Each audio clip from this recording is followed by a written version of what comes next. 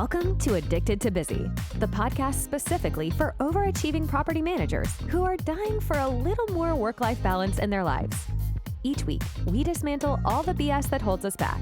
You'll learn how to nix those tricky, self-sabotaging habits so that you have the time, energy, and motivation to create what you really want in life. If you're looking to shift from overcommitted to overjoyed, this is the podcast for you. Let's do this. Now, your host, Anna Havliana. Welcome back to Addicted to Busy. This last fall has been such a great culmination of all of the work that I've put in over the last year. I'm really proud of what I've done at my property. I also volunteered on a charity committee within my company, and we exceeded the goal that we wanted to raise this year. I finished a time blocking course. I just finished presenting at a couple more conferences. And now I am ready for a break. I have a couple weeks here where I am not traveling, I'm not speaking at any events, and I am very much looking forward to that. But even though I'm looking forward to it, I'm still going to have to fight the impulse to fill that time with more things to do. For the people like us who really thrive on productivity and love the feeling of accomplishment, it can be hard to turn that off, even when we know that we need a break. There's this little voice that's in the back of our minds that says, if you're not filling your time, aren't you just wasting it? It's a sneaky mindset. And honestly, it's one that I am still working on. I have learned that the busier I am, the more that I start to equate that busyness with being successful or valuable. But here's the thing. When we are constantly on the go, sometimes we don't leave any space to actually enjoy it. For me, it's the holidays that really bring this into focus. I know that if I fill every spare moment of my break with projects or plans, I'll blink and then suddenly this is going to be January. I'll be looking back on the season, wondering where all the joy was, where all the stillness was, and why I let the time slip by without being fully present. It's taken me a long time to learn this, but when I overextend myself, even with things that I love, I start to feel disconnected. I could be at a holiday dinner with friends or family, but my mind could be spinning in a different place on all the things that I haven't done or how long my to-do list is. And I've realized that that's not how I want to show up for the people that I care about, or for myself for that matter. So, this holiday season, I'm really challenging myself to create space, not just for rest, but also for intention. I want to fight that impulse to overschedule and instead ask myself, what do I really want this time to feel like? Not only what do I want to do, but what do I want to experience? This last weekend, I purposefully did not pack my schedule full. I did have a couple social things that I went to. I got to go out to a dinner theater and see a holiday show with some girlfriends. I celebrated a friend's birthday, but I really tried to leave some blank space on the calendar. And the thing about it was that there was an opportunity for me to literally fill every hour of my weekend. And I had to consciously choose to say no, even to the people that I want to spend time with. So it wasn't easy because I have had 30 plus decades of filling absolutely every moment of my calendar with something to do. And I think for a lot of us, there's a fear of rest, right? If we're not constantly moving, then we feel like we're falling behind or that we're not making the most of our potential. But what I've learned is that rest isn't really about doing nothing, it's about refueling. It's about giving yourself the energy and clarity to show up as your best self when it's time to get back to work. So as I look forward to these next couple weeks with no travel, no major events, I'm reminding myself, and I hope that you'll do the same, that I don't have to earn my downtime. It is okay to just be. It's okay to sit with the book, to spend time with loved ones without a specific agenda or activity, or just to take a walk because it feels good. This season, I am grappling with the idea that doing less doesn't make me less. And I really hope that's something that you will consider too. So, today, what I want to talk about is the law of diminishing returns and how it shows up in both your work and your life.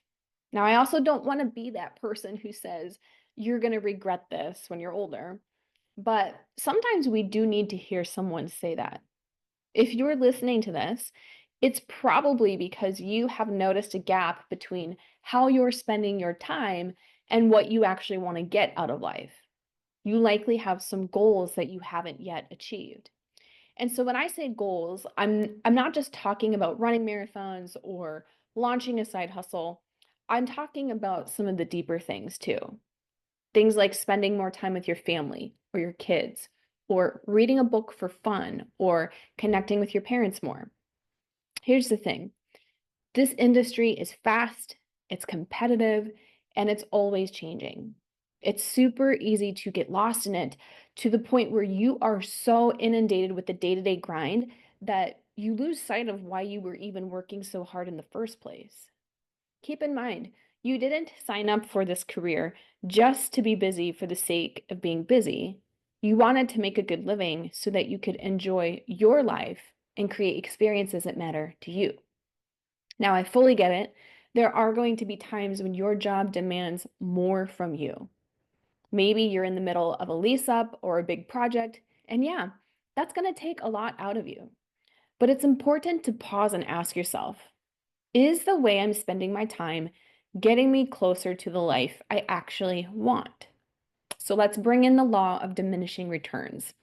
This law states that after a certain point, additional input stops creating additional returns and instead decreases our output. Okay, so the basic idea here is that after a certain point, putting in more effort doesn't necessarily lead to more results. In fact, it can backfire. So for me, coffee is a perfect example. 1 or 2 cups in the morning, I'm on fire, I'm ready to take on the day. But 5 cups of coffee, if I do that, then I just become jittery, unfocused, and I don't get anything done. More coffee doesn't mean better performance.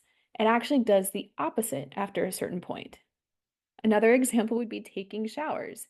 Taking 1 shower a day definitely brings value to my life. Taking 2 showers a day. Yes, I could say taking 2 showers a day, depending on what I did and if I was sweaty or not, that might also bring value to my life. But taking 3 showers a day or 4 showers a day, at this point, I'm just wasting time and potentially damaging my skin. So I'm giving some lighter examples here, but the same goes for your work. Sure, putting in extra hours can help you get more done initially, but if you are running on fumes, not taking care of yourself, or just totally burned out, your productivity is going to tank. You'll start missing details, making mistakes, and then you're going to have to go back and fix those. So suddenly, those extra hours aren't actually helping you, they're slowing you down. So here's what I'm saying. I am saying that you should push yourself, that you should go the mile when it counts.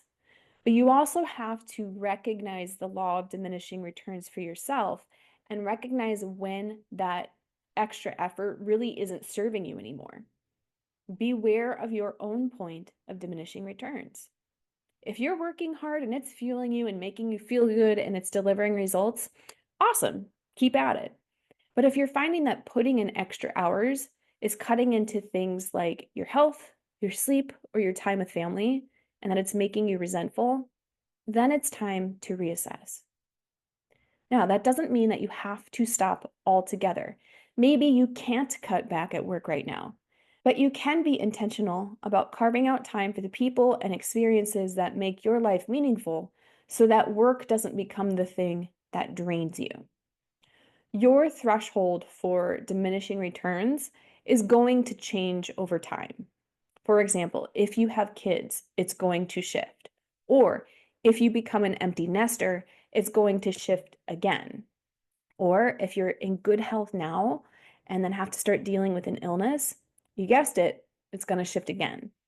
The important thing is that you stay aware of it and actively choose how you are spending your time instead of just reacting to the demands of the moment. At the time of this recording, I know that many of you are just closing out budget season. I know a lot of you are still deep in it right now, and I especially feel for the regionals who are out there juggling multiple budgets at once. It's a tough season, and for some of you, working late may not even be a choice. It might just be part of the deal right now. If that's where you're at, first of all, let me say this, you're doing great. Seriously, hang in there, keep your head clear, and remember, you're going to get through it. This is going to pass. But I also need you to make me a promise.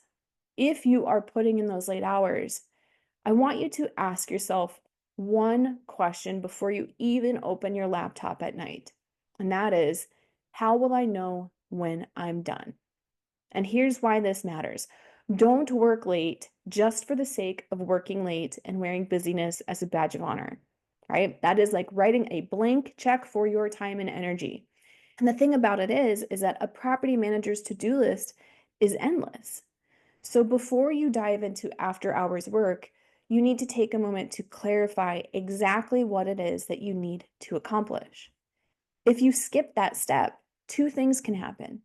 You might end up working way later than necessary, or worse, you might start spending time on things that aren't even really a top priority. Without clear boundaries for yourself, you're at risk at hitting that point of diminishing returns where more effort doesn't equal more results. So be intentional, have a clear understanding of the things that must get done, and then stop once you've hit that point. Now, I could talk on this for hours, but in an attempt to be ironic, I'm just going to go out on a limb and say that talking more about this isn't going to help you understand it anymore. You already get it. I have reached the point of diminishing returns on this episode. And I'm excited to share that the time blocking course is officially live. So head to annahavliana.com, click on time blocking for property managers in the top right-hand corner to sign up. And right now you can get 50% off the course by using the code podcast.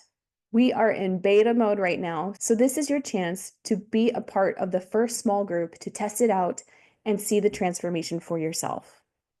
Listen, there are plenty of time blocking tutorials on YouTube, but they don't really address the real life challenges that come up when you're trying to implement it.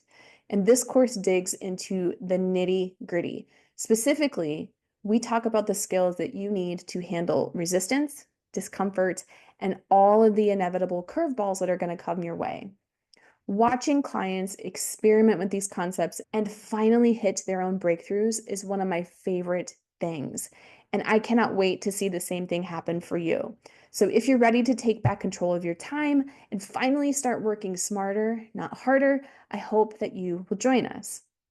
If you've been a longtime listener of this podcast, I would absolutely love to work with you in person. All right, y'all, I love you. We'll see you in a couple of weeks. Keep going. Thanks so much for tuning in to this episode of Addicted to Busy.